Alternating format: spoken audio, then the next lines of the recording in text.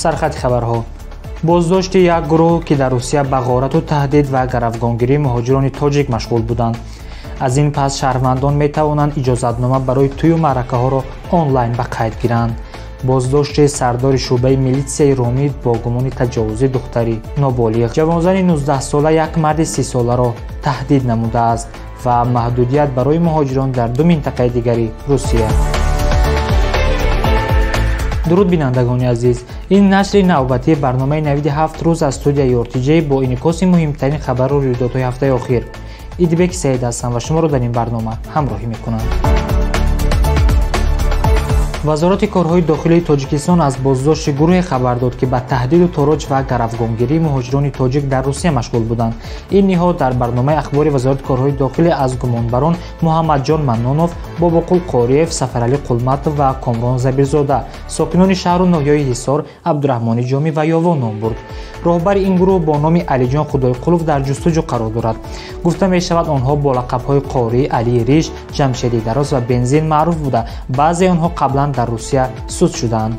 به اطلاع منبع این گروه با تهدید و زوری از 100,000 تا 2 میلیون روبل روسی مهاجران تاجیک را غارت کردند. دستگیر شدگان در این برنامه به این اتهام اقرار شدند.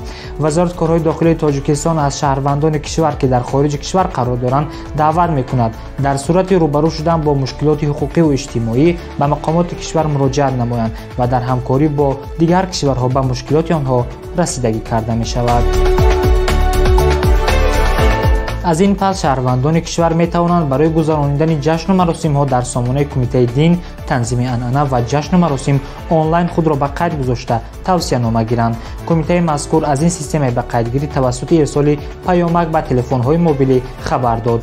این به شهروندان امکان می دهد که پیش از برگزاری جشن و یا مراسم به حکومت های شهر و ناحیه ها و جماعت ها نرفته معرکه خود را به قید گیرند. روند به قیدگیری توی های دامادی و عروسی و مراسم عزاداری پر رایگان می باشد. خبر می دهد این کمیته شهروندان می توانند برای گرفتن اجازتنامه الکترونی در سامانه www.tanzim.tj ثبت نام شوند. سامانه از دو بخش به قیدگیری توی دامادی و عروسی و به قیدگیری مراسم عزاداری عبارت است. پس از ثبت نام شدن در صورت قبول شدن آن از جانب کمیته به درخواست کننده اجازتنامه الکترونی فرستاده می شود. یادآور می شویم که طبق قانون درباره تنظیم جشن و مراسم در جمهوری تاجیکستان برای گذراندن توی و معرکه ها اجازه رسمی مقامات حتمی است. سردار شعبه میلیسیای رومید فردوس کبوتوف دستگیر شده است. رادیو آزادی خبر می‌دهد که او به تجاوز دختری نابالغ گمان بر می‌شود. یک منبع این رسانه گفته است کبوتوف در بازداشتگاه است و نسبتش با گمان تجاوز تکراری نسبت به دختری نابالغ پرونده باز شده است. این منبع افزوده است که دختر 17 ساله است اما به پروکراتور شکایت کرده است که فردوس کبوتوف او را با تهدید از 16 سالگی تجاوز می‌کرد. حادثه در شهر دوشنبه شده است. در این باره حالا معلومات رسمی نیست. یک خویش دوری کبوتوف به رادیو آزادی گفته است دختر با خواهش خودش با او تماس داشته، سن واقعیش را پنهان داشته است و قید میکند که دختر از کبوتوف پول خواسته ولی وقتی جواب رد میکرد از بالای او به پروکراتور شکایت کرده است.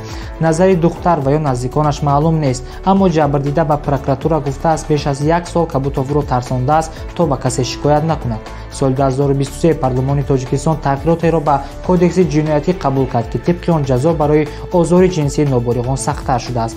طبق بندی که فردوس کبوتوف با آن گمانبر می شود در صورت اثبات آن با محروم ساختن از آزادی به مدت از 7 تا 12 سال با یک عمر محروم کردن از حقوق اشغال منصب‌های معین و یا مشغول شدن به فعالیت معین جزا داده می شود. یک جوانزن 19 ساله ساکن شهر کانیبادان با گمان تهدید به یک مرد 30 ساله دستگیر شده است. در این باره وزارت کارهای داخلی تاجیکستان خبر می‌دهد گمانبر شونده ماه اوت سال روان از شهر خوجند تلفن موبیلی می‌خرد و با فروشنده شناسایی پیدا می‌کند. 14 اوت سال 2024 تقریباً ساعت 1 شب با تلفن موبیلی و شبکه اینترنتی واتساپ آخرین زنگ زده در رفت صحبت خواهش می‌نماید که جبرده لباسش را کشیده بدنش را به او نشان دهد. آخرین گفته‌های او را اجرا کرده است که در نتیجه گمانبر شونده طریق نسخه برداری اکران یعنی اسکرین شات صورت گرفته به خاطره تلفن موبیلیش نگاه می‌دارد. اطلاع می‌دهد وزارت کارهای داخلی. بعد این حادثه جوانزن با تهدید پهن کردن صورت‌های گرفته‌اش از مرد 1000 سومانی طلب کرده توسط همیان الکترونی دوشنبه سیتی گرفته است. اینچنین یک مرتبه دیگر 300 سومانی دیگر طلب کرده گرفته است. گفته می شود نسبت گمان بر شونده با ماده 250 کدکس جنایتی پرونده جنایتی آغاز کرده شده تفتیش ادامه دارد. طبق ماده مذکور محروم ساختن از آزادی به مدت از 5 تا 10 سال پیش بینی شده است. در ولایت‌های ایرکوتسک و اومسک برای مهاجران کاری محدودیت جاری شد. مقامات دو ولایت دیگر روسیه ولایت‌های ایرکوتسک و اومسک برای کاری مهاجران محدودیت جاری کردند. خبر می‌دهد The Moscow Times. از 1 آوار سال 2025 در ولایت ایرکوتسک کار کردن مهاجران در ساحه‌های به مثل نقلیات و معارف منع کرده می‌شود. آنها با کاری تاکسی، استحصال دارو، سودای چوب تخته، خوجگی جنگل مشغول شده نمی‌توانند. غیر از این با آنها اشتراک کردن در سودای عضوقواری، مشروبات و محصولات تمباکو منع کرده می‌شود. در ولایت اومسک مهاجران نمی‌توانند در ساحه‌های معارف و تندرستی اینچنین در تجارت کار کنند. با آنها کار در استحصال داروفروشی و اشغال منصب‌های مربوط به خدمت‌رسانی اجتماعی منع کرده می‌شود. فرمان از 1 مارس سال 2025 اعتبار پیدا می‌کند.